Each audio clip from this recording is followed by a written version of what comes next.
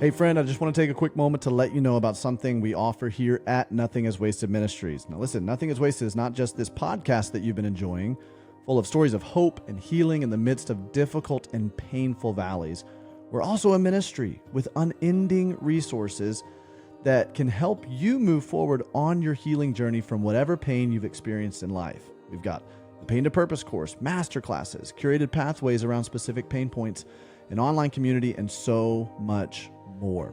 But if you're just getting started on the path of healing and you're interested in learning more about how you can even begin to untangle your pain, I want to invite you to our free live 5 steps to taking back your story Zoom call. I'll be there live, and I'll just be sharing some practical steps that you can take right here, right now, to move from the hurt and trauma you've walked through and into deeper healing. You and I will be able to engage with each other. You'll be able to ask questions and learn what it looks like to start taking back your story. Now, it's completely free, but it may just be the step that God uses to begin in you a journey of deeper hope and healing no matter what you faced. All you got to do is sign up at nothingiswasted.com/start here. Again, that's nothingiswasted.com/start here. And join me as a first step to taking back your story no matter what you've gone through. Now listen, there is very real pain and loss that is threatening to keep you discouraged and despairing. But it doesn't have to be that way.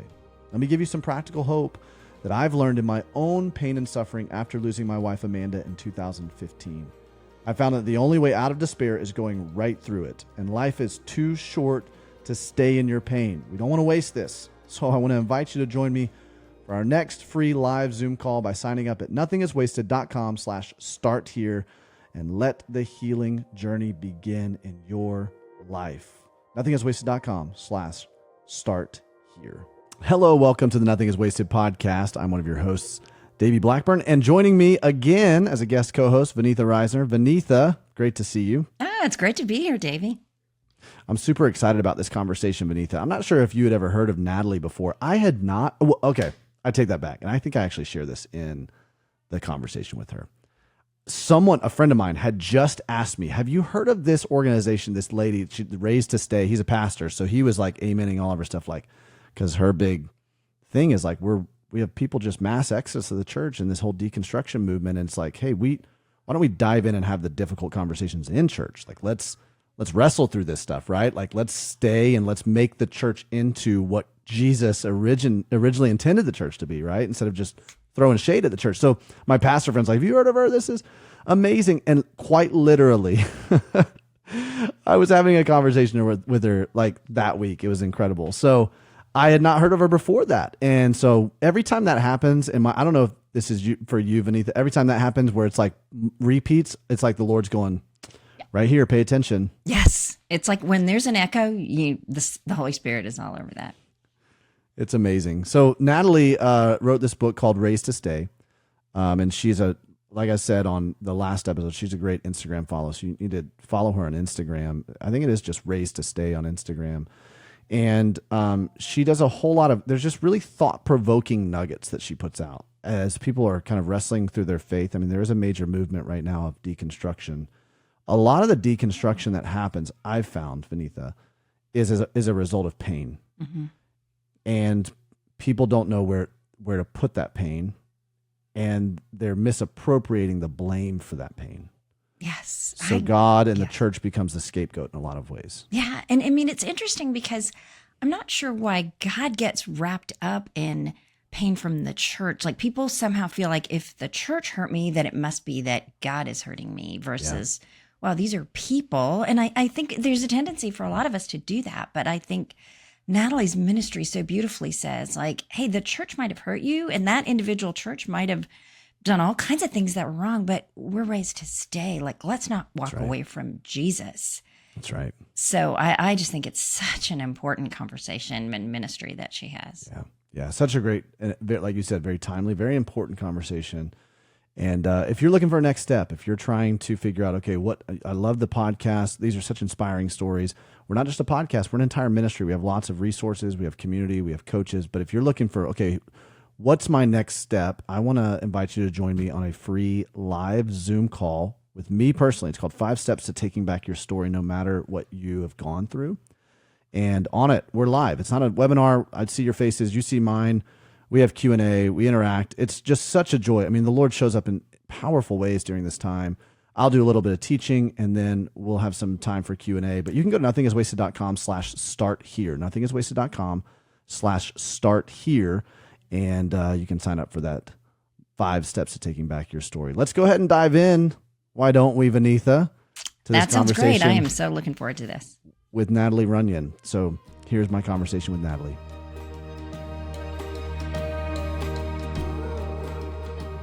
Natalie, it's so great to have you on the Nothing is Wasted podcast. Thanks for joining me. Thank you for having me. I'm really excited to have this conversation because, as I was sharing with you off air, we've got so many folks who have, they're in our community on our online platform. They're walking through the Pain and Purpose course. They're listening to our podcast, whatever. But they've experienced church hurt, some kind of, spiritual abuse. And we, up to this point, have not had a whole lot of resources to be able to provide them with. And then we got connected with you, and this is going to be such a great conversation because I know in your own experience, your own story, you've walked through some of this, and it's been very painful, but God's been doing something really profound in your life and through your life out of your experience. And so thank you for being willing to talk about this.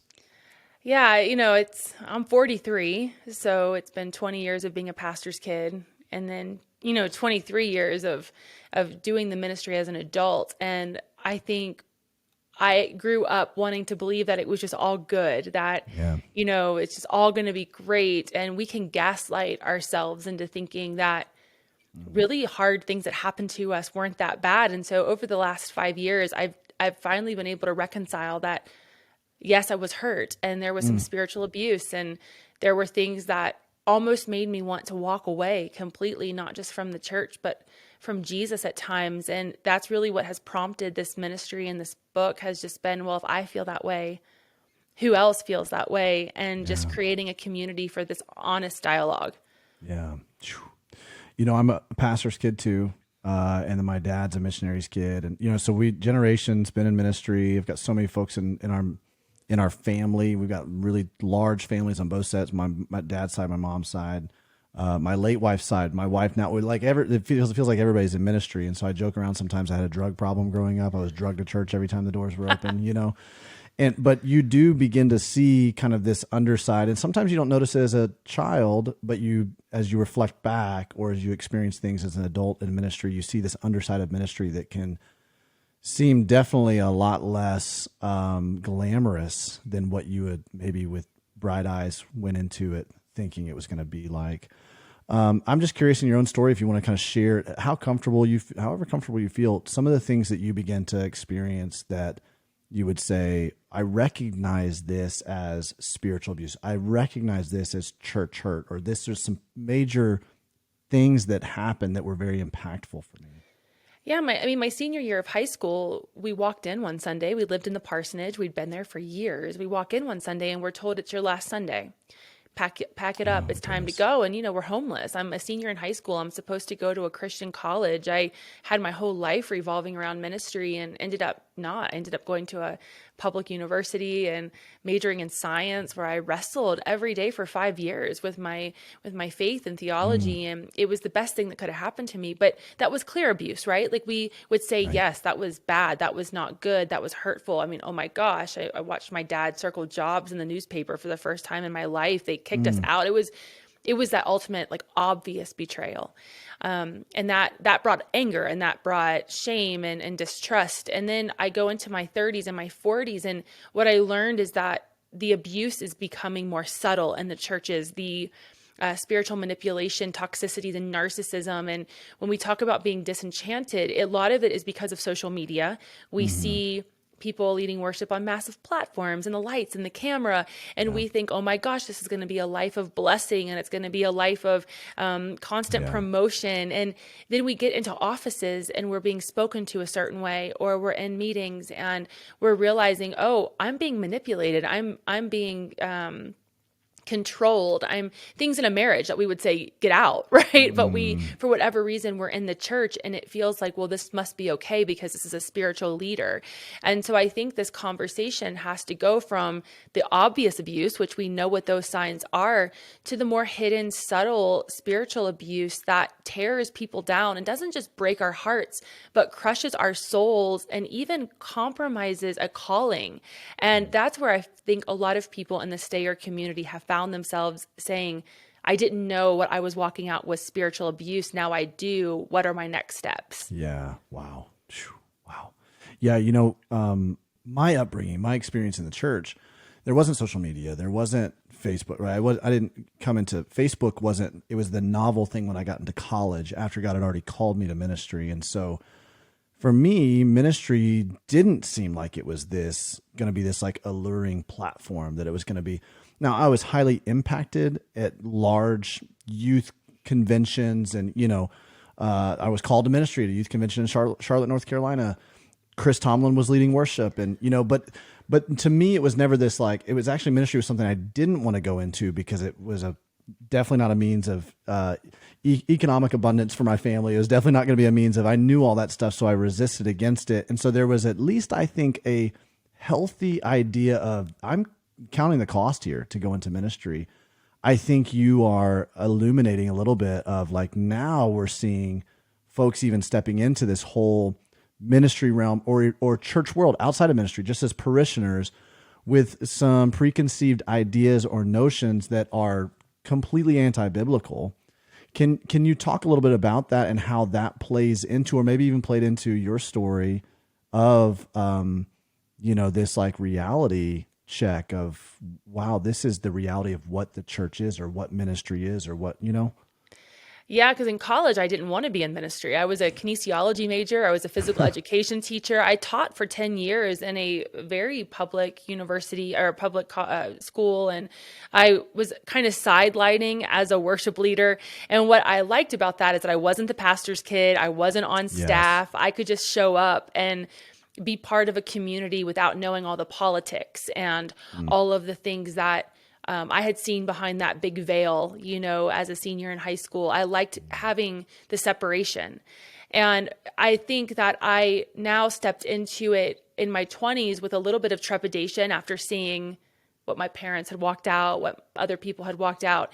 And then going into my 30s, it was when the social media thing started to hit, and you're seeing all of these grand examples of what ministry is. And I'm over here like, no, this is not what ministry is. Right. Ministry is your phone ringing all the time and people stabbing you in the back and you being at people's bedsides during their death and you're marrying and you're burying. And we almost need to have like this ministry job description that just goes up globally. Like, here's what you need to expect if you're going to say yes to this. And so for me, I'm like you. I spent half my life, no social media, no understanding of like the good side of ministry. Yeah. And then all of a sudden you've got the social media side. But I think what parishioners and what congregants are walking into now is now you're seeing so much of the bad stuff amplified that people are almost walking in with a little bit more of hesitation than we would have 25 years ago because of all of the news and media. Right. So they're coming in. It may not have even happened to them, but it's almost like they're expecting it to happen to them. Wow. Okay, you touched on a really good point because I hadn't intended on bringing this up, but I think this is something that this is a line of demarcation that we really need to go down. This is where the context of where it comes from. I'm serving and leading a parachurch type organization, a ministry that helps come alongside the church. I'm not inside the church, but I'm also traveling and speaking at a lot of different churches, having conversations with pastors.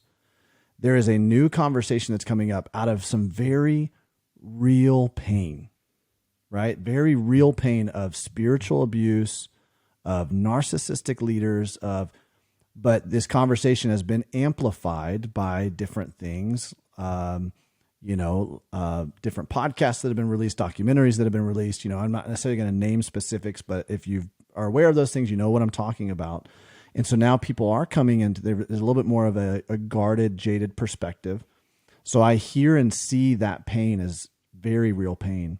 I also see my pastor friends who are feeling uneasy or even fearful about this because it, in some ways, they're afraid it's going to cause people to have complete distrust for any type of spiritual leadership, any type of like acknowledgement that the church is important in their life. You've experienced some very real spiritual abuse and pain in ministry and as a parishioner. How do you navigate those waters? Like, help us to get a clearer understanding, pull the veil back and go, this is how we should approach as we see these conversations take place. Right, because there are wolves in sheep's clothing. We know this, right? So we know that it's been proven that there are people that are in ministry who are being used by the enemy to hurt people. We know this. My account gets a little bit in trouble because my tagline is challenging the church, which I think we're doing well. We're saying, hey, let's not abuse people. And then championing the saints or challenging the saints to say, yes, there are sheep in wolves' clothing, but there are also sheep crying wolf. Yeah. Yeah. And we have to be really careful. Wow. This is where that whole like wise as a serpent, gentle as a dove comes into play as leaders. Yeah. Because when somebody comes into our church and they say, I've been abused by the church, that's a massive statement that is being made. That's a huge accusation. Yeah. And we have to understand we're going to be held accountable when we get to heaven. We will be held accountable for calling leaders abusers who were not truly abusers. Wow. Just as abusers are going to be held accountable for abusing the sheep. So we have to walk this fine line of understanding that we all can be a Saul. We all can be a Judas. Our prayer is that we will be a Paul, right? Yes. And so there has to be a humility, and that only comes through the power of the Holy Spirit. To step into a church and say, these are humans leading a holy, holy space.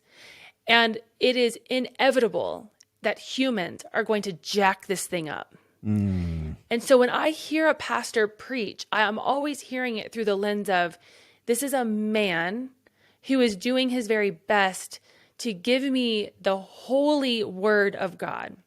And there is a chance that this man, as well as many other people in this building, are going to be very human, and they could be a Judas at my table. I know that is a chance.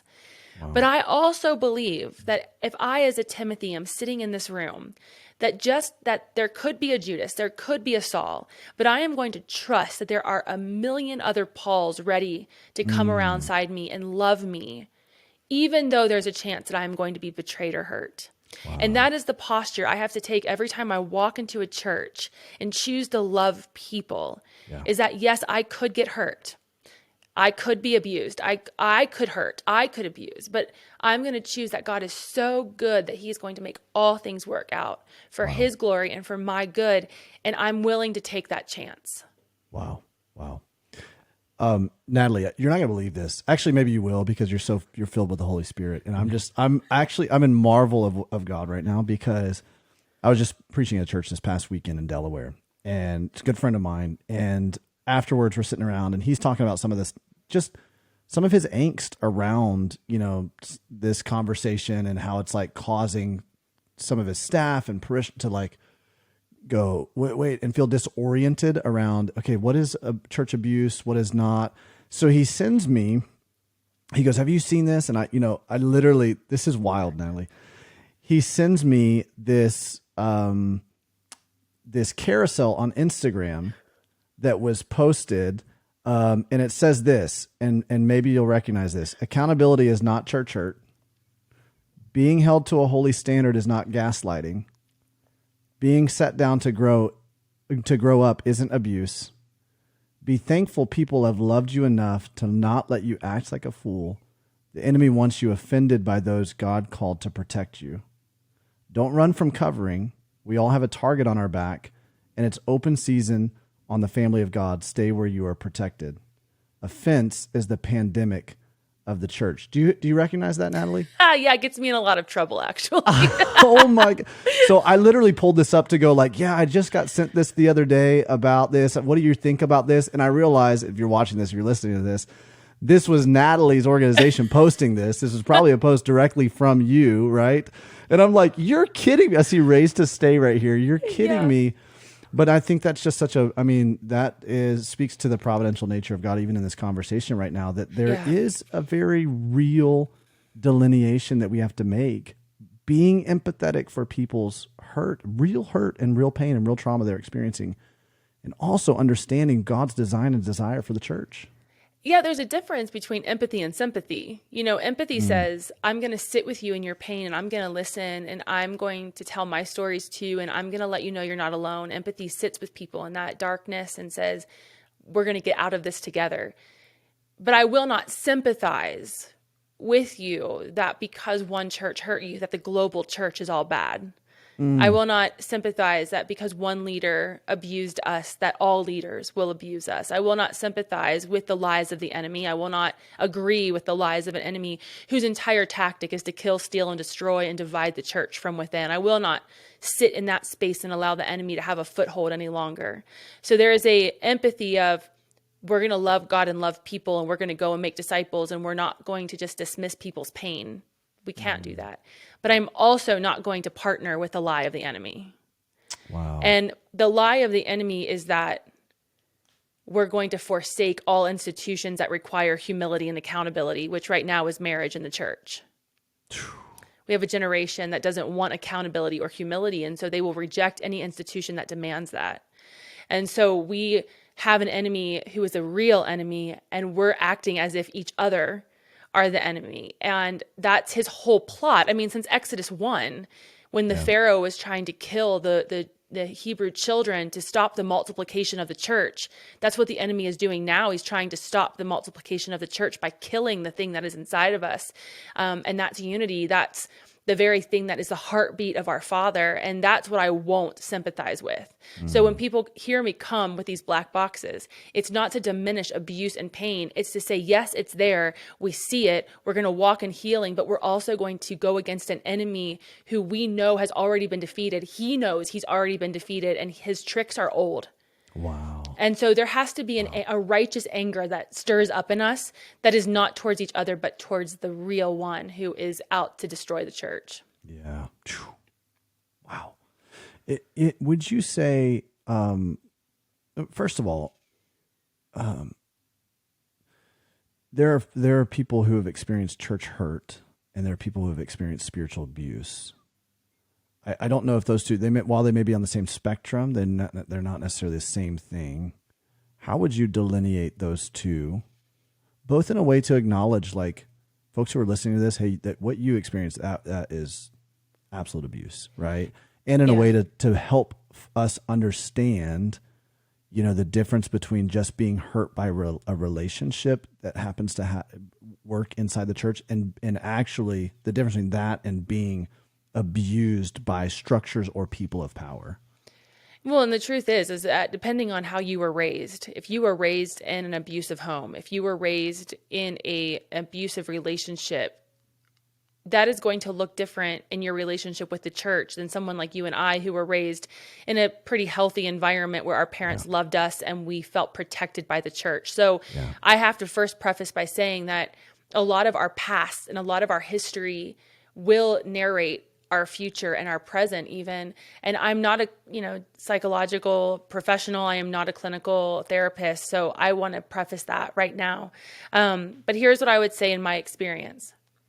Church hurt is at the hands of people who you have loved, and it could be anything from a conversation that goes awry to not getting to sing the solo you were promised you were going to sing the week before, not being put on planning center, being disappointed, having leaders disappoint you. I mean, there are so many ways we could call hurt. I believe that the Biblical Coalition Counseling organization says that church hurt is when people use like scriptures and they use the Bible to kind of push us down and to put us in place and to keep us from, maybe even doing the thing God's called us to do. It's not necessarily causing us psychological damage, but it's using the word of God to make us question who we are, question our identity. And that hurt can always be used for God's good. And we know that. And so hurt is more easily rectified. It's something that can be a Matthew 18 conversation. It's something that can be maybe healed in a couple of sessions together, that kind of thing. Right. But I want to be very clear about abuse. Abuse is anything that is physically, sexually, emotionally, spiritually causing us emotional and physical damage to the point where it's something that could be an inappropriate text message. It is something that could be actual rape or physical touching. It could be anything like that. It could be getting stuck in somebody's office who's a leader over you, and they are just spewing just awful, awful things, twisting the word of God to make you submit to them because they are the leader. It's the Saul who will break you down. And guys, and that's why it's such a weird fine line, because hurt can look like that too when it hasn't been resolved. It can become abuse. And that's why, church leaders, hear me.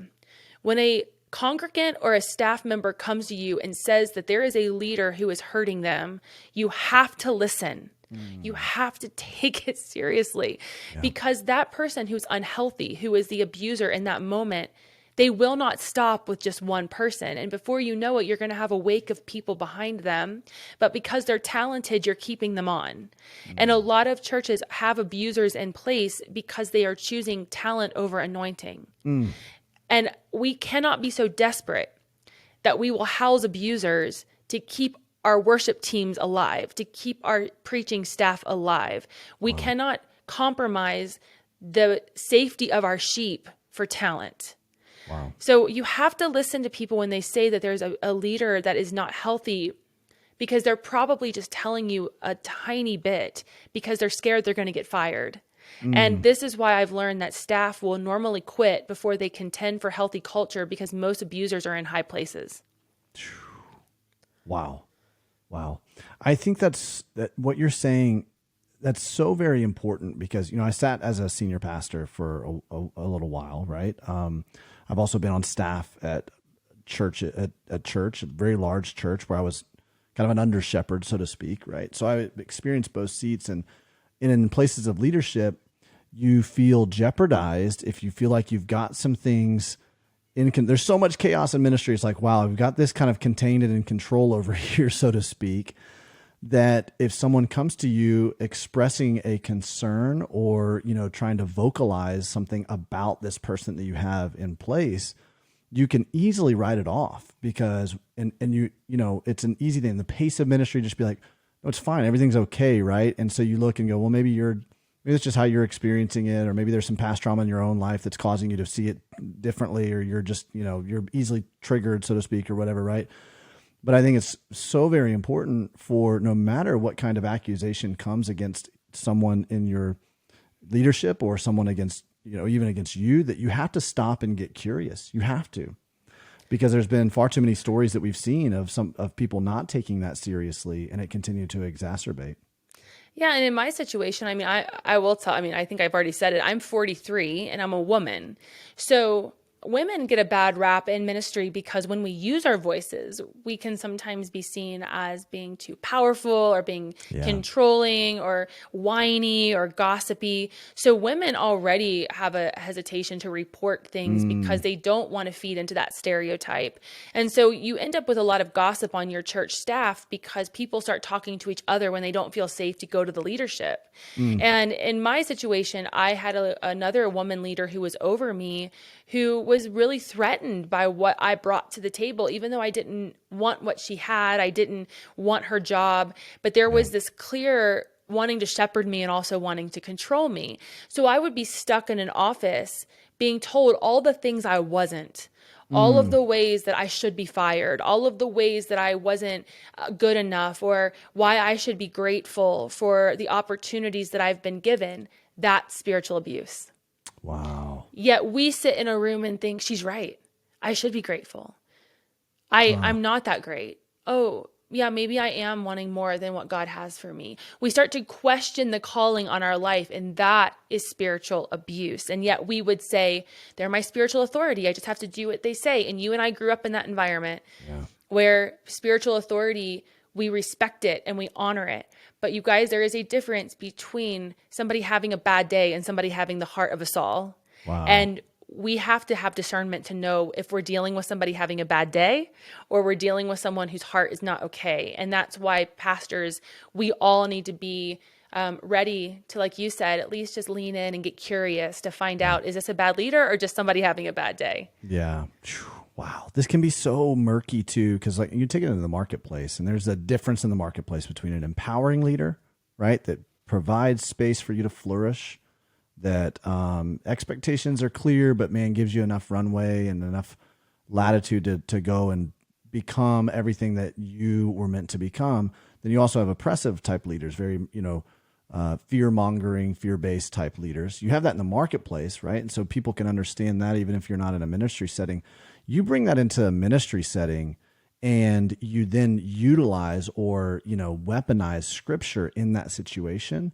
That becomes a whole nother level of oppressiveness. It's terrifying. And that's what's so difficult to try to, you can begin to feel very gaslit where you're like, oh my gosh, yeah, you're right. Like I need to become less and he needs to become more. And so maybe I shouldn't raise my voice right now, or, maybe I shouldn't talk about this because I'm feeling like injustice against me in this particular situation. And then Jesus was like a lamb to the slaughter. And so I'm supposed to be the same, like you can begin to easily use scripture to kind of justify it in your own heart and go, maybe they're right. Maybe they're right. And I mean, I'll use my social media account, for example. I started this Instagram page, just Raised to Stay, to convince myself not to quit. Because at 40, I'm like, if this is ministry, no, thank you. I have a degree. I can go make a lot of money doing something else. And the Lord, gives me this phrase, Raised to Stay, on a walk one day. And I go to my Instagram account and write my first black box, which is what you were talking about, just to convince myself not to quit. And what was happening is people started following, right? It was like, oh my gosh, I feel this way too. Thank you for saying this. And then I'd be pulled into my boss's office, and she would say things like, you're not a thought leader. Don't try to be a thought leader. They're never going to let this thing grow. If you're going to try to write anything, you need to get permission. I mean, it was so much like you were talking about that, like kind of that oppressive leadership that in the workforce, we would say, oh, well, they want me to be on the clock doing my job. Well, sure. I mean, they're not kingdom kids. They don't speak our language. But in the church, you would think it would be like, oh my goodness, thank you for helping people. Thank you for giving us language. And for me, it just was this, I knew what God was asking me to do. And yet somebody who was my oversight, somebody who should have been a mentor, was telling me not to. And so that's where, you guys, we have to have so many mentors and counselors in our lives who can help us combat when it's the enemy speaking and when it's the Lord speaking. Interesting. So what would have been a healthier way for them to approach that, right? Because, I mean, like practically speaking, truthfully, right, there are certain things within the parameters of your job description that says maybe this falls outside of the parameters of your job description. That's fine, right? But it's to actually try to stifle it and say you can't do this at all, like what would be a healthier way for them to have approached that? I think it's just more communication. We're really bad at communication in the church. I think we assume things. I think we assign other people to go give the hard news versus having the hard conversations ourselves. And, had the entire, leadership team sat me in a room and said, what's God saying to you? What is your heart? Like we brought you in to be a worship leader, but now we're noticing that there's other gifts and talents that you have. And we want to champion those, but we also want to keep it within the confines of our organization. So how can we come alongside of you? How can we pray for you? If you're feeling called out, how can we start to maybe create a plan to raise up your successor, and then also, commission and pray you out? Like, I think there's a partnership that we lack in the church because we're afraid of competition. Yeah. And we're not in competition. And that's what I would say to all of us in our 40s and 50s. I know a lot of us feel overlooked. We're the bridge generation. We're the ones who baby boomers and traditionalists didn't want to hand their churches over. And now they're skipping us and going to the Gen Xers. And I know that Gen X feels a little bit like we've been forgotten and we've been this bridge. And so we have an opportunity now to be to the next generation what we needed, which were people who would champion us and hold us accountable in love and humility and truth, but not just leave us there, but walk beside us. And that's what my hope is that we'll be the Pauls, that even though we had our own share of Sauls, that we will be the Pauls for this next generation and speak of them as Paul speaks of Timothy. He's the best you'll ever have. You're going to love him, you know? Right. Wow. You spoke earlier about this idea that you had to come to a place where you go, you know what, there might be a Judas at this table. Like, and I can't guard myself for fear that there's a Judas in my life. I almost need to expect that I'm going to love and that there is going to be this betrayal, yet I'm still going to love. And part of your story is that you've been hurt in community, and yet also part of your story is that so much of community contributed to your healing as well, which would not have happened had you not, opened your heart up in those spaces. Talk to me about that a little bit. How has God healed you in community? What did that require of you, so that maybe we can overlay that into those of us who have experienced church hurt and we're feeling jaded right now? Well, church hurt's the worst hurt. It's like somebody stabbing you in the back and they're looking you in the eye. It's not blood family, but it might as well be. I mean, when you invest so much time in holy, intimate spaces, and you think you're all on the same page, and then somebody does something that breaks that trust, it's like a covenant. Like there's a covenant being broken there. And the church that so desperately hurt my family when I was a senior in high school, I spent 25 years thinking those people hated us. And when I would see them places, I mean, enough to where I wouldn't go back. I didn't want to see anyone. And when I would see them out, I kind of hid, I was ashamed. And I think a lot of people live in that space right now. Like, I don't know what I did wrong, but clearly I did something wrong. And so I'm just not going to go back. And 2 years ago, I get a phone call from the new pastors of that church. And they were in my youth group at the time that we were let go. And they said, Natalie, we're having the church's 100-year anniversary and we want you to come lead worship. And I said, no, why would I do that? There's been therapy. There's been medication. Like, I'm not going back into this. Right. And the Lord said, you're writing a book about a reconciled church. You should go back. Wow. And I sat on it. I told her I'd call her back. And that week I wrestled with it. Like, can I go back into that sanctuary? Can I go back to those people? And the Lord said, yeah, you should go back. And so I flew home, drove in. The parsonage that we had lived in had been torn down. The old blue church bus that we took on all of our events was sitting in the corner, kind of broken down. And the church looked exactly the same. Wow. And I could feel that stomach churning. Like, if you've ever gone back into a church where you've been hurt, you feel like you're going to throw up. Like, I could feel that. And I walk in, it smells the same, it looks the same. And I go into the sanctuary and there are people on that platform that I'm going to be leading worship with who were active parts of our exit. Wow. And I said, Lord, how do I do this? And he said, just one step at a time, and I get up there and we start practicing. And what's so crazy about the family of God is that when the Lord works in unity, beautiful things happen, and we're singing in 4-part harmony, and it's like no time has passed. And we get to the worship section of this whole event and the room is packed, and I'm crying my whole way through this. And the pastor comes up to introduce all of us on the platform. And he gets to me and he says, this is Natalie. And he says my maiden name, Natalie Thomas.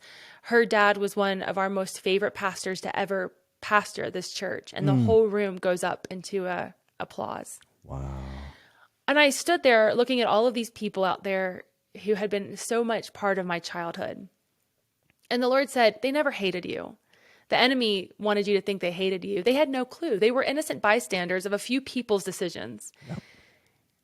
And if you would have quit, you would have never seen this moment where I'm going to make all things new. I'm going to bring it all back around, because he who began a good work in us is faithful to complete it to the very end. Yeah. And it was 25 years later. And I get off the platform and all of the old people, I thought they were 80 when I was a kid. They're still alive. So clearly they weren't 80 at the time, but they're hugging me and they're saying, your daddy was our favorite pastor. Tell him that we love him, and tell your mom we miss her singing, and tell your daddy was my favorite hunting buddy.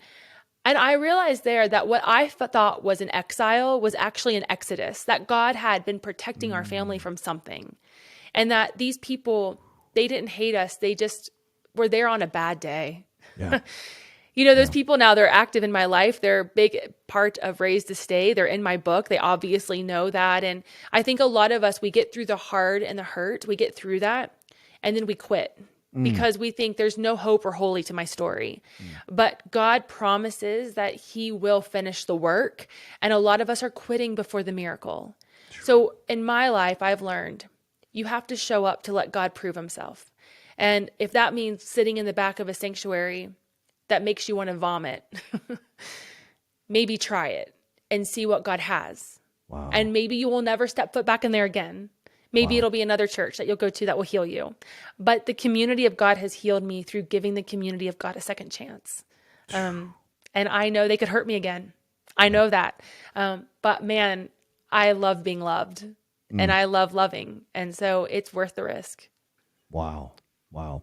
And I think what you're saying is so important because one of the things that we understand about trauma is that you have to have, I think it's Terry Wardle, who we've had on the podcast a few times here. He says that an emotionally laden experience has to have an emotionally laden experience to heal it, right? An emotionally laden trauma has to have an emotionally laden experience in order to heal it. Same thing would be true for relational, because what begins to happen is you begin to have this skewed perspective of who you are because of this this relationally laden trauma and who God is, right? We begin to project that onto God and then how other people are. And so it skews our perspective of those three things. So we begin to operate out of that, and God will more than not, he's going to use other people to rewrite that inside of our brains. That's how he interacts with us. He's not just going to bring out some kind of scripture that's going to rewrite that experience. It might rewrite the truth that we know now, but it doesn't rewrite that whole experience, that trauma experience. And so the only way for us to put ourselves in a situation where God can do that, just like what you said a second ago, in order for God to prove himself, give him a chance to prove himself and go back into that, as difficult as that may be, as much as it may hurt. It's so true. And I'm telling you, even in Raised to Stay, when people write hard things in the comments to me, because I can just hear the hurt in their voice. I can hear what they're walking through. I have to remember that even running an organization with 100,000 stayers, as I call them, that I'm putting myself on the line. I'm not even on a church staff anymore, but I love those people so much that even when they write to me hard things that I want so badly, I go back and I message everybody. I'm like, I want you to know that I am for you and that I love you, because I want to be part of rewriting that story. I want to be part of them. I want to prove them wrong, that not all Christians are going to hurt them. And so somebody on a podcast a year ago, I had 4,000 followers and Raised to Stay. And a podcast guy said, I'm just surprised you don't have more followers. And I said, I'm not, because I asked the Lord to only give me what I can steward. And I don't want to re-emphasize or show them that they're right about the church. If I have 4,000 people I can comment back to, that's what I have. Yeah. And that's what I've tried to maintain in the Raised to Stay community, is God, let me be a voice that shows them that we're not all like that, that we can be part of rewriting their story. Wow. Wow. This comes at such a critical time, I think, in history right now, because there is so much. I mean, we use the term deconstructionism that's taken place. I'm really curious as to your perspective on all of that. I know you're having conversations, about that. It seems like God has brought you into the intersection of that so appropriately. And so what would you say to someone who would say, you know what, I'm kind of deconstructing my faith, or what's your perspective on that? I say, listen, deconstruct it as long as you have the framework to rebuild it. And here's what, you and I know this, I grew up in purity culture. Yeah. I grew up in a lot of shame-based religion where it was, you need to ask God to come into your heart every day or you're not going to get to heaven. Or I wasn't watching rated R movies. I was wearing one-piece bathing suits. Everything was attached to my behavior, right? And I think that when I went to the secular college, went to Miami of Ohio, when I started getting confronted by atheist professors and the LGBT community and Mormon friends, and I sat in the tension of these hard conversations, I did deconstruct my faith and say, what were parts of my faith that were not actually even biblical? What shame did people put on me? What expectations were put on me that God would never have placed on me? And I began to detangle and detach from some of the harmful narratives that had made God not good and not gracious. And so I think if we need to deconstruct harmful theology, deconstruct it. And even in Jeremiah 1, when God is speaking to Jeremiah, he says that there will be a season for building and a season for tearing down. And I think that as long as we have mentors and disciplers and we have a heart for Jesus, that we can deconstruct in a way that helps us build a church that Jesus would actually come to, that he would be proud of, and that we can build a faith that is actually biblical faith and not some man's interpretation of what Jesus is and what the church is. Wow. That's so great. That's so great. You know, I just keep going back to the fact that the kind of critical juncture of God's people, the Israelites, their moniker, their namesake was built on this moment where Jacob wrestled with God. Yeah. Yeah. And it's like, how are we not fostering environments where it's okay to wrestle with God, to wrestle with the tough things? Because we don't know how to wrestle. I'm telling you, Christians are the worst at wrestling. I say this all the time. We don't know how to bear one another's burdens, but we sure know how to pick up an offense. And, you know, when somebody's sitting in my office and they are telling me the heavy things of life, I should be weeping with them. I should be mourning with them. I should be sitting at hospital beds and wrestling with people in their marriages and wrestling with people in their faith. Like, that's the joy and the honor of ministry, is wrestling with people who are wrestling with God, because it teaches us how to wrestle. But good grief, we are the worst at gaslighting ourselves and to not wanting to feel pain and not wanting to sit in sorrow when God says over and over again that there is beauty in the pain, that there is beauty in that sorrow, that joy is going to come in the morning. But nobody wants to go to the funerals. Nobody wants to do the hard work of ministry. We want the lights and the success. And that's where we're missing it. That when people are wrestling, we don't want to acknowledge that we could be part of the problem. And so we'll pick up that offense because, man, it's fun to gossip and it's fun to see leaders fall and it's fun to watch things fall apart. But that wrestling is holy. That wrestling means I have to know the voice of God. That wrestling means I have to love people as God loves people. And that's how we're going to change the church, is choosing to be the wrestling church and not the one that's just going to be offended all the time. That's so good, man. That's so good. I think it's like, for whatever reason, we want to close loops for people. It's like we do not feel comfortable with sitting in the mystery of who God is in the middle of really difficult things. It's like we've got to somehow in our minds, we've got to resolve this, or we've got to explain to people, like almost like we're trying to defend God, you know, and like, well, this is why this happened. You know, this is why you had this really painful experience or this loss or this grief or this, you know, and I'm like, man, what, like, real true healing is only going to come when we hold space for the mystery of God and go, I really don't know, but I'm here with you. Yeah.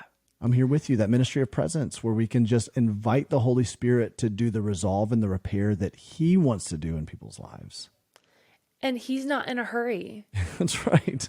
We're the ones who are like, if you could just go ahead and heal, that'd be great. So I could put this on Instagram and say #healed. Yes. Like, get a little reel, right? God doesn't work in reels. He doesn't.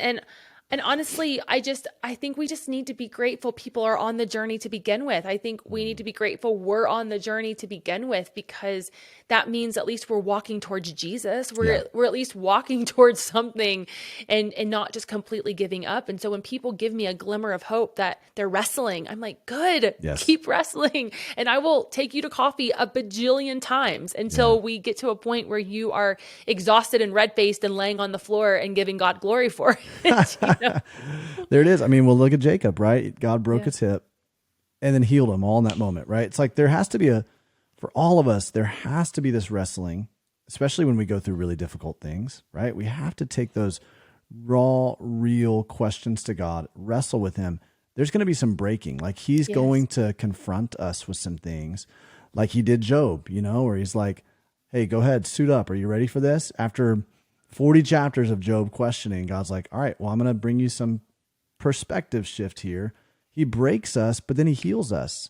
And the only way that we can experience that kind of true healing is if we are putting ourselves in spaces where we're asking the difficult questions And I wish every pastor who's listening to this, ministry leader who's listening to this would allow space for that, to say, hey, listen, we're going to ask the tough questions. I'm going to preach on the tough things. I'm not going to necessarily resolve it for you. I'm going to invite you to talk with the Lord yourself about some of these things. Is that straying away from quote unquote, the truth of God's word? No, it's like, let's create space where we can wrestle with the text, with scripture, with each other, and with most importantly with God. And we can come to the place where we trust God completely. It's so true. And I think too, the lie is that we have to be fully put back together before we can be used by the Lord. Yeah. And that's such a lie of the enemy as well. When I go back to Exodus 1 and I see how the midwives were sitting on those birthing stools, that word for birthing stool is the same word in the Greek as potter's wheel. That these women were helping other women deliver the thing God had put inside of them, while simultaneously being human and being worked on by the Father. And we have to give ourselves that grace, that even as we're healing, even as we're running, even as we're working through our own junk, that God is perfectly capable of working on us and giving us purpose at the same time. Yeah. And so there is, even in our pain, there's this purpose to it, that I'm going to tell my story and I'm going to share what God is doing actively in my life, while also telling you to push out the thing God has put inside of you. That none of us need to have arrived before we can be given a ministry or a responsibility or just a human to love. Wow. Wow. That's so good. So good. So many people needed to hear that right there, Natalie, because they're in their healing journey right now, and they're holding off being a conduit of God's healing into other people's life because they're going, well, I don't feel qualified, or I don't feel, there's been a shame-based culture that has oppressed them to say, I've got to arrive at a certain point before I can actually begin to partner with God in doing ministry. And so that is so freeing to know that we don't have to. We can walk in healing as we're helping other people work out their own healing as well. And we become wounded healers. Yeah, I mean, this whole ministry happened because I was at the pit. And, the Beatitudes in the Message version, the one part of the Beatitude that says, blessed are those at the end of your rope, for when you come to the end of yourself, that's when God can truly begin. And I find myself at the end of myself so much these days. And I realize, oh my goodness, that's a really great place to be, because that means that God can do the work He actually created me to do. And it's not in my own power, but only by His strength that I'm able to even write the things that I'm writing, because I want to quit right now. And yet I'm trying to convince a whole world to stay. That's crazy talk. Yeah. But yet I'm at the most broken part of my life, and God is using that, Wow. So I just say, keep running. That's great. That's great. All right. I have one more question. I wonder if we can give folks some practical handholds on, let's say they've experienced some hurt from either a fellow member of the congregation or some leadership in the congregation that they're a part of. How do they raise their hand? How should they approach this conversation to be able to say, hey, I've been hurt? What's the proper way to do that? What's the right way? What's the way that's going to foster the best environment for healing? Yeah, so I would say there's two categories to this. If there's abuse happening, there is a different reporting structure than if it's simply the hurt that we face as humans, right? So if there's abuse happening, you have to report abuse. It's like at the airport. If you see something, you say something. And if you don't feel safe to say something, and your paycheck and your family's livelihood is dependent upon your job, that puts a totally different caveat to the conversation. And so I would say, if your church has an HR department, you need to use that HR department now. If it's sexual, physical, if it's something that's happening to your physical body, you need to call the police or ask someone on your behalf, especially if you are a young person. If you're in your 20s, as a youth pastor, as a young adult pastor, we need to utilize the authorities and just know you're helping somebody else. By you reporting, you're going to prevent this from happening to someone else. So I want to put abuse in its own category. And if you are a church leader and you have people being reported as abusers on your staff, you need to explore that immediately. For those of us who have been hurt by the church and it's a relationship or it's a tender situation, whether you're on a staff or you're a congregant, we know we have Matthew 18 to fall back to as kind of like a blueprint of you go to the person. If it can't be resolved, then you go and you bring in another party. There is a way to do that. And I think that you have to be at a place where you're not looking necessarily for that relationship to be 100% preserved, but you're looking for there to be just some reconciliation or a resolve to the pain. Yeah, right. So we know we have that blueprint, but it's not always so textbook. And I would say do your very best, if you feel called to that church, to stay in that church, to come to a place with that person where when you see them walking down the hall, you don't feel anger, bitterness, resentment, and unforgiveness. Because we know that offense is sin. So we don't want to be carrying around a bunch of offense. So whatever we need to do to set them free from our hearts, is it unfollow them on social media? Is it go to counseling? Is it sitting with them in a room with a pastor and hashing it out? But I say explore all of the options that you're comfortable with, but don't do it alone. Get counseling, get a spiritual director, get a mentor or a discipler, and talk through them the situation.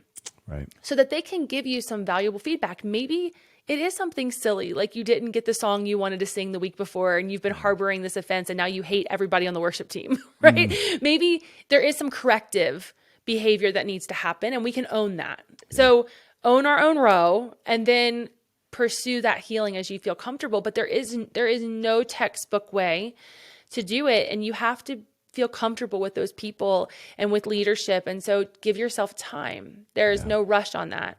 But if you feel called to the church, God will help you contend for that healing. And sometimes it's an invitation to go. And remember that leaving and going are not the same things. Yeah. Sometimes God will ask us to go into a new season and we can't take all those people with us. That's so true. I love what you said earlier about it. You misinterpreted what God was saying was an exodus and it was, you thought it was an exile. And, I found that so many times to be true in my own life when it comes to transitions and to recognize no, God's actually protecting me from something by moving me out. As uncomfortable as this was, as painful as this was, I don't think I would have left if it had not been for this kind of wounding. And God's going, listen, I promise in this pain, I'm like, there's wounding, but it's to protect you from an even deeper, greater destruction that's coming your way. Totally. And we're not going to get longevity trophies in heaven for being somewhere 25 years. I think we think, well, I just got to stick it out and I've just got to buck up and be the good soldier. And it's like, no, actually you don't. It's not a sin to leave a church and go find another church. And I think we feel this loyalty to people when really our loyalty is to God. So if he's saying go, you probably have this small window of time to get out before it burns. And unfortunately, sometimes you got to let it burn. Yeah. And in following calling, following assignment, and following loyalty are all three different things. Yeah. And you have to ask yourself, okay, what's my calling, right? That's kind of like a pervasive life call, like something that God has, I know God's called me to ministry. So no matter what I'm doing, I'm going to be ministering to people because that's exactly how God wired me and I'm going to be the most fulfilled. But my assignment in that looks different. And God's going to give me my assignment, my marching orders in that. So I have to follow that. And loyalty is not something that just a sense of loyalty can't keep me somewhere if it's overriding. It can't override my assignment, right? And I think that that's really important for us to begin to delineate those things. Can I ask you one more question, Natalie? Just for the sake of my friends who are pastoring, they've got young staff members. These staff members are wrestling, and there's only a small constituent of our listenership that's even pastors and stuff. But there's folks who are young in ministry and alluding to what we talked about earlier, they're kind of shell shocked a little bit by how difficult ministry is. And they're beginning to wrestle with this idea of either leaving ministry or leaving the church that they're in. And if you and I were to look at a church, we'd go, that's a very healthy environment, but they're having trouble delineating, oh, this feels like a really heavy environment. Maybe this is abusive or oppressive, when in fact it's just a spiritual attack that they're feeling by being in ministry, right? How do we delineate those two? I mean, especially speak to the young people who had this grandeur idea of this is how ministry is going to be. Oh, this feels heavy, but how do we stay in that? first of all, and I know pastors don't like when I say this, I go in and I do consulting, and I know it's hard because pastors are one person, right? Right. If you hire them, you have to shepherd them. It's great. Don't ask somebody to move their family 1,200 miles away from everything they know to be a talent on your team and not shepherd them once you've removed them from everything they know, everything that has been comfortable to them. Wow. And then you put them in an office and you say, dance, monkey dance. Wow. If you hire them, you have to shepherd them. And I don't mean you personally. I think in the beginning, you should be an active part of their role. I think you should help them get settled. But then you need to assign them someone of the same sex who can walk with them in this new thing called ministry. They need a Paul. They need an Anna. They need a Deborah. They need someone who's going to sit in their office, and when they're at their end because they've had a hard day, they have somebody to call to say, I need just prayer. Can you just pray for me? We can't abandon them because they seem to have it all together. They have all the technology. They have all of the confidence. We have 20-year-olds writing books right now that they have no business writing, talking about things they haven't even lived out. Wow. And it's because they have a false sense of security because they've been given a platform before it's earned. Do not put them in a place of visibility until they have been tested in the secret place. And the only way you know they've been tested in the secret place is because you have somebody mentoring them and shepherding them. Yeah. So if you're going to hire the 20-something to do a job that is probably for a 40-year-old, you cannot abandon them. And that is going to mean being accessible when you don't want to be accessible. And that's going to mean disciplining them when you know they're probably going to quit. We can't shy away from being the spiritual parents in the church. There is a false sense of security that they carry, yet they need you. They need their shepherds. And so don't abdicate authority and don't delegate authority to the ones that you've brought in, because a lot of times they're coming because they trust you. Wow. So just know that there is a facade. There is I've got it all together. They're really falling apart, and we can't give them all these responsibilities without stewarding what we've hired. Wow. That is so good. I mean, very convicting even. I recognize that in my own life, in my own leadership, the tendency there is to shore something up over here. I'm going to bring somebody onto the team and then but then just not even develop them, not even attend to their heart and their spiritual walk as you're, and that is such a challenging word right there, Natalie, for all of us if God's placed someone underneath our leadership, our influence, our stewardship, we need to steward that. Mm-hmm. God's trusting us with that. That doesn't mean we control them. That doesn't mean we micromanage. That means we foster everything that God intended for that person to be in their life, and we let them flourish. Wow. Mm-hmm. Man, this is incredible. What a great God. Natalie, thank you so much for spending time. I want to make sure everybody gets a hold of this book. It's Raised to Stay, and then that's the same thing as the Instagram account that you have as well, an entire ministry that you are now stewarding to help people in this space. Persevering in ministry when you have a million reasons to walk away. I wouldn't say this is just isolated to people who are in ministry. I think this is for all of us in the church. This is going to be such a helpful resource as you're beginning to figure out, what does it look like for me to stay even when I've experienced hurt, right? Mm-hmm. There are times to walk away and there are times to stay. And Natalie's going to really help you with that in this book. It's going to be a fantastic resource for so many people. Natalie, thank you so much. This has been unbelievable. Oh, gosh. Thanks for having me. Well, that was Natalie Runion. Man, incredible conversation, huh? Yeah. I mean, such a timely word for what's happening right now in our culture. Yeah. I think this is a really important thing to pay attention to. Yeah. Yeah. I know I spend a lot of time with pastors who in a lot of ways, they're maybe reeling is an intense word for it, but they're confused. They're going, okay, how do we help with this? There's been a lot of attention around spiritual abuse, and there is, I don't want to say a fine line, but from an interpretation standpoint, there can be a fine line between good leadership and spiritual abuse. Yeah. decisive leadership and spiritual abuse. And that line can get blurred, I think, from people who are following the leader and from the leader's standpoint. I think that very easily you can tiptoe into that other side without knowing it, Yeah, I totally agree. And it's actually, I was having a conversation with some pastors that, pastor and his wife came and stayed with us a few weeks ago, and they were talking about like how to lead their church, but they feel a little bit paralyzed right now because of all of it was almost kind of like the cancel culture thing, like when everybody, like comedians and everybody, felt like I can't do anything, like my hands are tied because everybody's going to cancel me. And pastors on some level are feeling the same way of going, how do we lead God's church and steward it in the way that he has mandated us to lead his church, from being decisive, being discerning, having a group of people around and not slip into something that would be interpreted as spiritual abuse, because there are very wounded people who are throwing up the flag going, that's spiritual abuse, simply because someone makes a decision that they didn't like.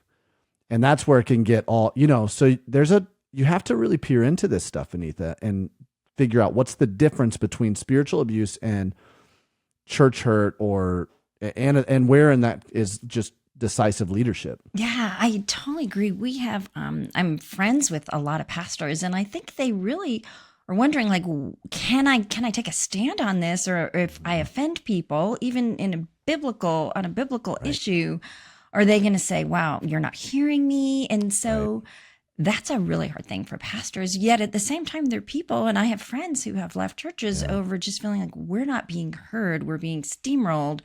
And we are really struggling with, is this an abuse of power? And I do think there's a really fine line. I mean, I don't think there's certain things that are absolutely abuse, but I think there's a line that sometimes is pretty fuzzy on, if somebody yells at you, is that abuse? Certain times it is, and sometimes it's not, because we're humans and we're sinful. And I mean, certainly there's a lot of sin involved in people who have been hurt by the church, but we're all sinners. Like, I think about my kids and how much I have hurt them, and yet I would hope they wouldn't say I've abused them, but I've yelled at them. And so, there's a line that the Lord really has to discern for us as leaders in different contexts. Like, when are we crossing the line? So and such a good point, because there are times I will elevate my voice, my tone with my kids, and be very direct with them, because they're not listening, or they're not, and sometimes it's a matter of their safety. Sometimes it's a matter of like me and foresight, knowing things that they don't know. I'm like, I can't let you get away with this, because this could lead to destructive behavior in the future. And some might call that, or think, receive that as abuse. And I'm like, that's not abuse. That's direct. It's very frank, and the tone is elevated. And there are times where I've done that, where I've had to go back and go, hey guys, I'm sorry I raised my voice at you. And I'm really sorry. That was uncalled for. I got a little bit frustrated with you right there. And so, when I think about this, I think about, first of all, both sides of the equation, having to think, okay, how do I approach this in humility?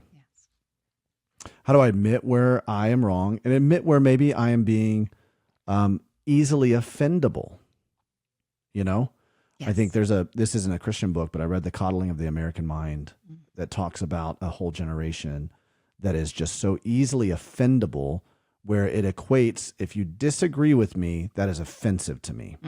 And those two just are not the same. Yes. And unfortunately, we have an entire generation that is equating those two things. Well, if you disagree with me, then you've now offended me, and it doesn't leave room for a healthy discourse.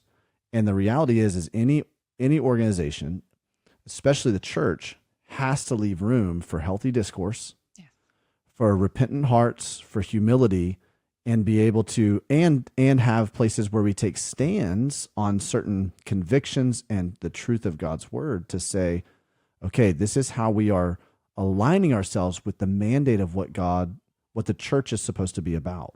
Yes. Yeah.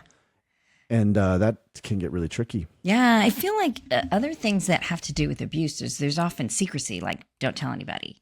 And then there's sort of a manipulation of that power, which I don't see in church. Like normal church hurt is, hey, it doesn't involve that. If it involves don't tell anybody, this is secret, then we're already crossing the line.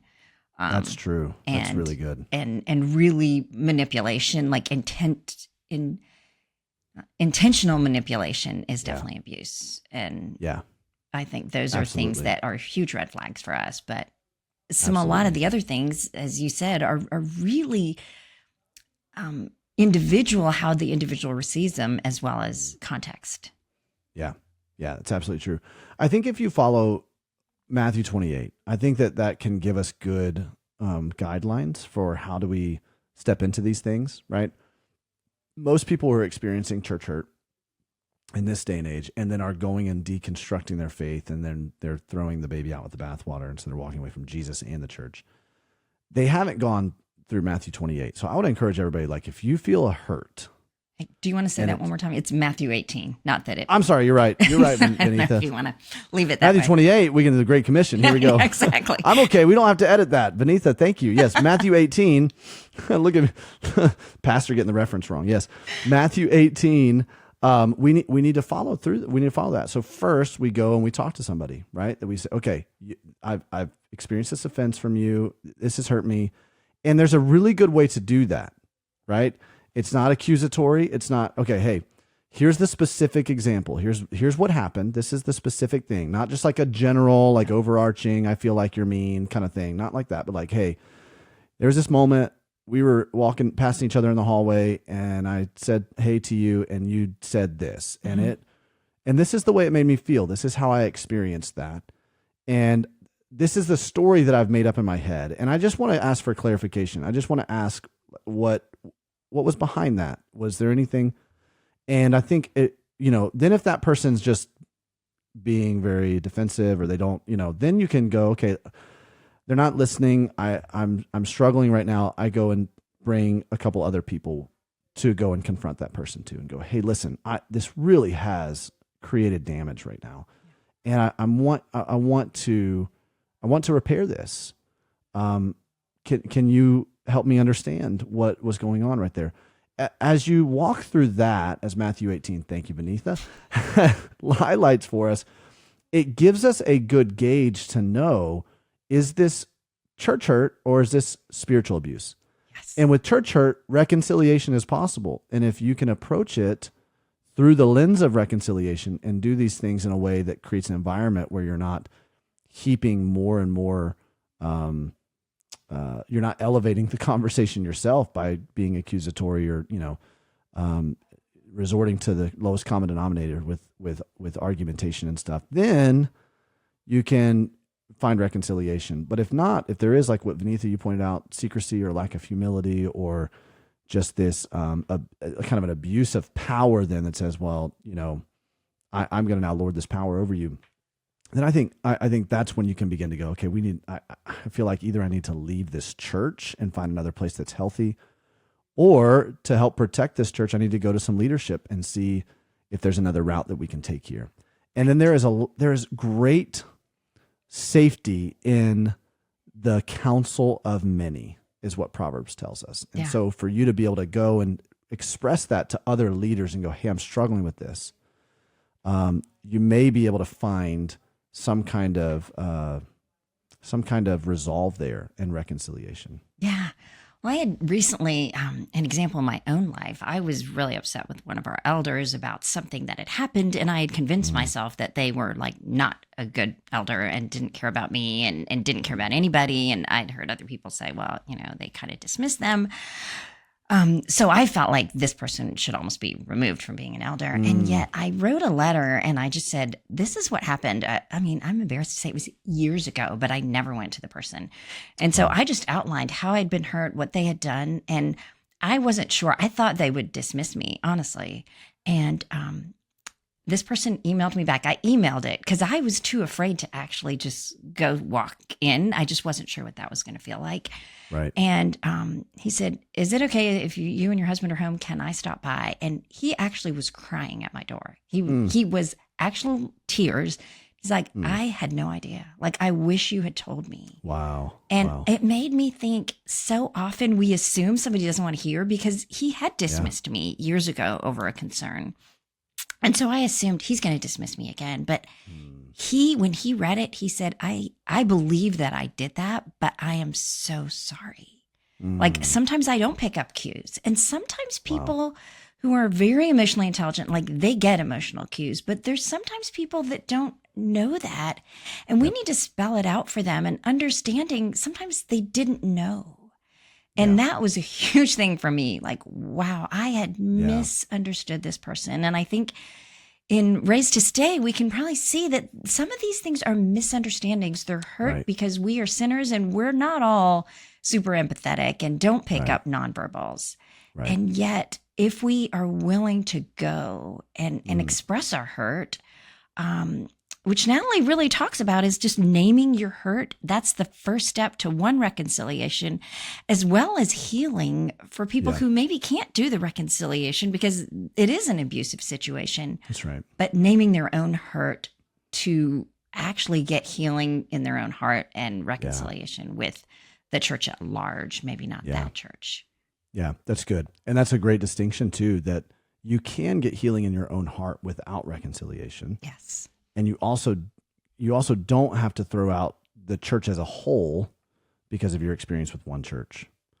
And that does require a level of emotional maturity and a level of spiritual maturity to say, okay, you know what? I recognize that that's not God's intention for the church, but that church they're missing the mark on that. Yeah. And I can pray for them, and I can exit quietly. And that's the other thing, exit quietly on that. You don't need to exit with this big, and make this huge ordeal about it. A lot of times when people leave a church, they will feel relationally awkward or in a place of like they're not sure what to do about it because people are asking questions, and so they have to feel justified themselves and justify it to other people, and it ends up leading to a lot of toxicity. Truthfully, other than just going, "Hey, listen, we just feel like this is a new season for us and a family. This isn't the right fit for us. We want to go and find, another place." That's okay. That's okay to do that. You don't have to share all the gory details with everybody. In fact, it's not biblical to share all the gory details with everybody, unless there is a level of spiritual abuse where there does need to be we need to go to other leadership or other, going to somebody who could actually do something about the problem. Right. And that's how you determine whether or not this is going to be gossip or this is going to be productive. Is okay, who can I go to about this that could do something about the problem? And otherwise you're just kind of spreading toxicity throughout the whole thing. Right. So and in that level, it's like, okay, let's say nobody wants to do anything about the problem. I think it's important for you and your family to exit. Not the church as a whole, but that particular church. Don't abandon Jesus as a whole, but that particular church. And then pray that the Lord would intervene in that church and in that pastor, that leader's life. Prayer is powerful. God makes sure that what is in the darkness comes to light. Yes. Make sure of that. Yeah. And I mean, that's just such a great point, Davey, that, we can leave that church. We can do it kind of respectfully, but we don't need to stay in an environment that we feel we're being damaged, whether other people are or not. I mean, if you can't really respect the leadership and feel like I can't hear and grow, then God may be calling you somewhere else, but God is not calling you out of the church fully, because God really works through his body in the church. Yeah. And I think that's what breaks my heart is a lot of people have been hurt in one church. And so they leave all churches and they say, they're full of hypocrites. We can't do this. And yet God works through his body so powerfully. So, and just through his word. And so, just for people listening, if you've experienced church hurt, like we get it, like you may not be called to stay in that church after you've gone to leadership, but there will be a church that God is calling you to. So to look for that and to not abandon your faith or reading the word because of that. And it's a hard thing though, because if you've really been hurt, it's hard to disentangle being hurt by the Lord from being hurt by people. Yeah, that's for sure. That's for sure. Well, we'd love to help in any way that we possibly can. We do have some other resources on Church Hurt. In fact, our curated pathways are a great place for you to start if you're trying to find resources that we have on any particular topic, whether it's widowhood or childhood trauma or sexual betrayal. And so we've got great resources there at Curated Pathways. Those are nothingiswasted.com/pathways. But if you're just looking to get started, you're trying to figure out what's my next step, whether you've been listening to the podcast for a long time or whether this is kind of your first time to listen to the podcast, it's fine. I would love to invite you to 5 Steps to Taking Back Your Story. It's a free Zoom call that I do at least once a month. We usually do it every other week, twice a month. But you can find the schedule at nothingiswasted.com/start here, and you can register for the next one that's coming up. nothingiswasted.com/start here. We want to thank Sleeping at Last for providing all the music for the Nothing is Wasted podcast. Download and stream his music anywhere music can be downloaded and streamed. You can follow us on Instagram at Nothing is Wasted Ministries. Follow me at Davey Blackburn. You can follow Vanitha at Vanitha Reisner. And we would love to invite you to rate and review the podcast on Apple Podcasts. This helps to put this podcast into the streams of other people, the suggestions for other people who are listening to like podcasts. We love to hear your stories when you write a review. We love to hear how this is impacting you. And we would love to also invite you to like, subscribe the podcast on YouTube. Next week, Vanitha, you are interviewing Inez Franklin. Yes. And this is fun that you are taking an interview and you guys have an incredible conversation. So I'm excited for our Nothing is Wasted community to lean into that conversation with you. So why don't we listen to a little clip from Vanitha's conversation with Inez Franklin, and you guys make sure you join us next week. Vanitha will be back with us. There is this tendency to believe, and I believe it too, that if you're a follower of Jesus, everything's going to be perfect and it's all going to work out a certain way. And we actually have a harder time showing grace to people who are believers. Like when I share my story, much of my story occurred before I gave my life to Jesus. And so a lot of times people, if they show me grace, it's because, you weren't a believer. That's why, you weren't following Jesus. So, okay, I'm glad you're following Jesus now. But many listeners, I'm sure, and many people I know that I love have had the same failures while they were Christians. They were Christians when they were 5, and somewhere along the journey in their lives, they made these mistakes. They did these things. And none of us are below sinning. That is the reality of our human condition. We are tempted in every way. And while Jesus gives us a way out, sometimes our heart's rebellion says no, and we do things our way. And there's grace every day for us, and new mercies every single morning. So we are forgiven again and again and again. But sometimes for us Christians, we have a harder time telling our story because we think, I should have known better, and I did it anyway. So there's extra punishment for people like me. And no. And so, it's for that person who is like, how do I go about this? Again, I take one little step, tell one person your story, and do be transparent about the journey even now. Hey friend, if you liked this episode, be sure to like and subscribe so that you can stay in the loop every time Nothing is Wasted releases a piece of content here on this YouTube channel.